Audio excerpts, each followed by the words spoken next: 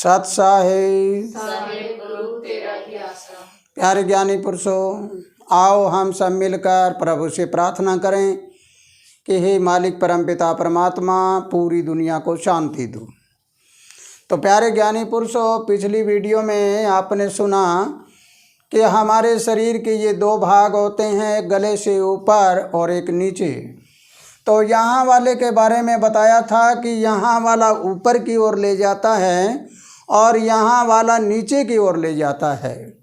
अब दोनों को हम ऊपर और नीचे का देखा, शुक्र तक आपने सुन लिया और शनि तक भी सुन लिया था। अब बुध के बारे में जानना है कि बुध हमारे शरीर में बोधनीय शक्ति होती है और बोधनीय शक्ति अगर इंसान की मजबूत हो तो अज्ञानता दूर हो जाएगी। इसका मतलब राहु का उपाय बुध होता है। हम अपनी बुद्धि को तेज कर लें और हम ये समझ लें कि हमारे पूर्व जन्म के कोई कर्म हैं, जिन कर्मों के कारण उथल पुथल हो रहा है। सूर्य देखा, चंद्र देखा, राहु केतु भी देखा और बुध भी देखा, मंगल भी देखा, शनि और शुक्र भी देखे। अब हमें इस बात को जानना है कि ये मंगल क्या है। मंगल मृतलोक का राजा है, ये मंगल सेनापति है। आप सोचिए मंगल कितना तेजस्वी होता है। जिस इंसान का मंगल तेज होता है वो हमेशा आगे बढ़ता है। मंगल की प्रथम राशि होती है मेष।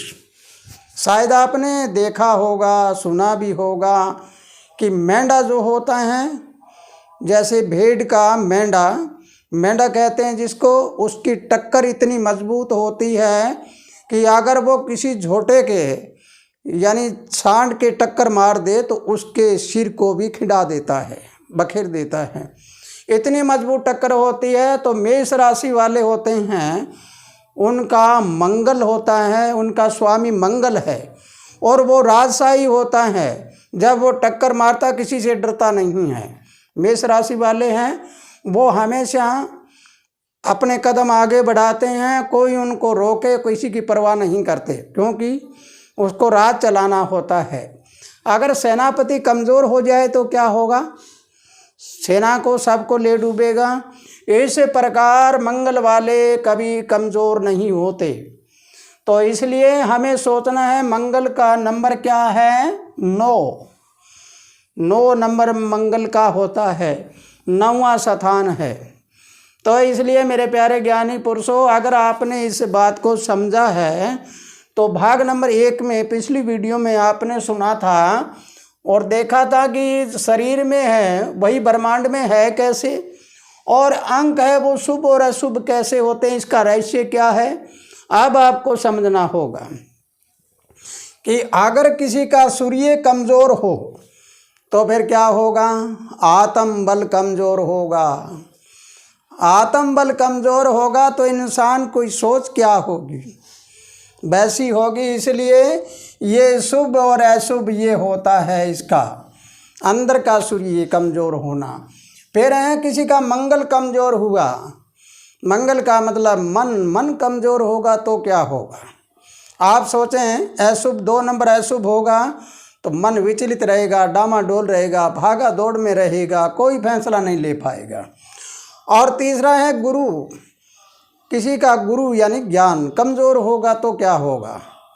गुरु का ज्ञान अगर कमज़ोर होगा तो राहु आ जाएगा, राहु बुद्धि पर बैठ जाएगा तो बुद्धि को भ्रष्ट कर देगा। इसलिए 4 नंबर का राहु अगर 5 नंबर वाले के पास आ जाता है तो क्या होता है? फिर वो सारा सौदा उल्टा पुल्टा कर देता है। इसलिए हमें समझना है कि जैसे अब शनि है ये कमज़ोर हैं तो हमारी यहाँ पर कमज़ोरी आएगी, यहाँ पर दर्द होएगा, पैरों से चल नहीं पाएगा। अगर हमारा शुक्र कमज़ोर होगा तो हमारा जीवन भोगों में बीतेगा और भोगों में बीत के हम सारा कुछ प्रलय कर देंगे। अगर शुक्र मजबूत होगा, प्लस होगा, तो हमारा ध्यान आकाश में रहेगा। मंगल अगर माइनस होगा तो मंगल यहाँ होता है माइनस, समझिए इसको गुप्तांग में। यहाँ अगर ध्यान हुआ मंगल का तो राजा सेनापति का क्या हाल होगा, वो भोगों में फंस जाएगा शुक्र के साथ, और फिर अपनी सेना को भी तबाह कर देगा, अपने राजपाट को भी तबाह कर देता है। इसलिए मंगल जमा और माइनस कैसे होता है, अगर मंगल मजबूत है तो राजा राज करेगा, और मंगल कमज़ोर है तो बना बनाया राज भी नीचे आ जाएगा। इस प्रकार यहाँ से ऊपर रहने वाले ग्रह सूक्ष्म होते हैं, यहाँ नीचे वाले हैं वो सतुल होते हैं। इन ग्रहों की कमजोरियाँ, जैसे चंद्र की कमजोरी होगी तो छाती में बलगम जम जाएगा, टीबी जैसी बीमारियाँ हो जाएगी, कैंसर भी हो सकती है। अगर ये हृदय में सूर्य है, सूर्य कमज़ोर होगा तो हार्ट अटैक जैसी बीमारियाँ होगी, और दिल में भी कमज़ोरी आ जाएगी।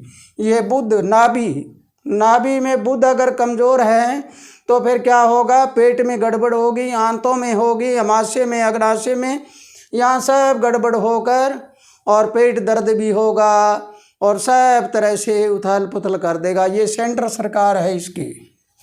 इसके बाद में जैसे गुरु हमारा अगर कमज़ोर होगा तो यहाँ जांग में भी दर्द होगा, और यहाँ पर नीचे आकर अंगूठे में दर्द, या अंगूठा गलना शुरू हो जाता है, उंगली गलना शुरू हो जाती है, यहाँ जंघा में भी दर्द होना शुरू हो जाता है।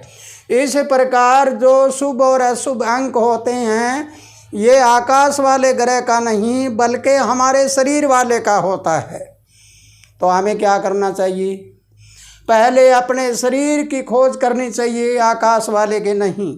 हमारे पास भी आते हैं, कुंडली बनाओ, हमारी कुंडली में क्या आया है, वो कुंडली बनाते हैं तो इसकी बनाते हैं, आकाश वाले की तो अपने आप हो जाती है। इसलिए आपको समझना और जानना होगा कि जो शरीर में है वो ब्रह्मांड में है, और जो ब्रह्मांड में है वो हमारे शरीर में है। तुम अपने शरीर वाले ग्रह को सुधार लो। शरीर वाले ग्रह हैं, इनको प्लस कर दो, फिर उसके बाद में सब कुछ ठीक हो जाएगा। दो ग्रह ऐसे होते हैं, सूर्य और चंद्रमा। इन ग्रह की एक एक राशि होती है, माइनस प्लस नहीं होता इनका, जबकि चंद्रमा ऊपर और नीचे जाता है, घूमता फिरता है। लेकिन बाकी जो ग्रह हैं इनके दो दो भाग होते हैं। जैसे बुध ग्रह, इसका कंठ और नाभि होती है, मंगल ग्रह की गुप्तांग और ये हमारे यहाँ पर मस्तक में यहाँ होता है, और गुरु के यहाँ जांग और पैर ये होते हैं। इसके नीचे चल के सूर्य हृदय में होता है, चंद्रमा छाती में होता है। तो ऊपर वाले होते हैं वो तो होते हैं प्लस, और नीचे वाले होते हैं माइनस। जब शरीर में माइनस में चला जाता है मन नीचे की ओर आ जाता है, ब्रह्मांड वाला मन नीचे की ओर देखने लग जाता है, तो अमावस्या वाला चंद्रमा बन जाता है।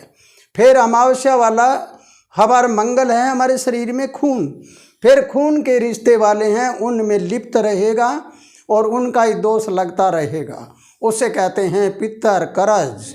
और ऊपर वाले का दोष लग जाए उसको कहते हैं गुरु करज, और यहाँ से यहाँ तक वाले का लग जाए तो उसको कहते हैं देव करज। इसलिए प्यारे ज्ञानी पुरुषों, अगर ये बात आपको समझ आई है तो ये अंक शुभ और अशुभ कैसे होते हैं, इन अंकों को अपने शरीर में ढाल कर देख लो। इस जो फोटो बनाया है, इस फोटो को अगर गौर से समझोगे, जानोगे, तो 1 से लेकर 9 तक अंक है। इन अंकों को आप शुद्ध कर लो, इनको मजबूत कर लो, तो तुम्हारे सभी अंक शुभ हो जाएंगे। सभी देवता भी मनाए जाएंगे, पितर भी मनाए जाएंगे, और परमात्मा भी आ जाएगा। अगर ये बात आपको समझ आ गई है तो आपको न किसी देवता को पूजने की ज़रूरत, न पितरों को पूजने की ज़रूरत, न भूतों से डरने की ज़रूरत। सिर्फ एक परमात्मा यानी परमात्मा प्राकृतिक, उस प्राकृतिक स्रोत है, उसको मानो और अंधविश्वास हटाओ। शुभ और अशुभ तुम ही हो, तुम ही ऊपर और तुम ही नीचे, तुम ही घटते हो, तुम ही बढ़ते हो। तुम्हारी सोच है वैसा का वैसा फल मिलता है। तो इसी के साथ प्यारे बच्चों, अगर ये वीडियो आपको समझ आई है तो इसको ज़्यादा से ज़्यादा शेयर करिए ताकि लोगों को ज्ञान हो जाए और आगे से आगे बढ़ते जाएं। और अभी तक किसी ने सब्सक्राइब नहीं करा है तो सब्सक्राइब भी करिए ताकि हमारी हर वीडियो आप तक पहुंच जाए। खुशहाल रहो, आनंद करते रहो। सत साहिब। साहिब गुरु तेरा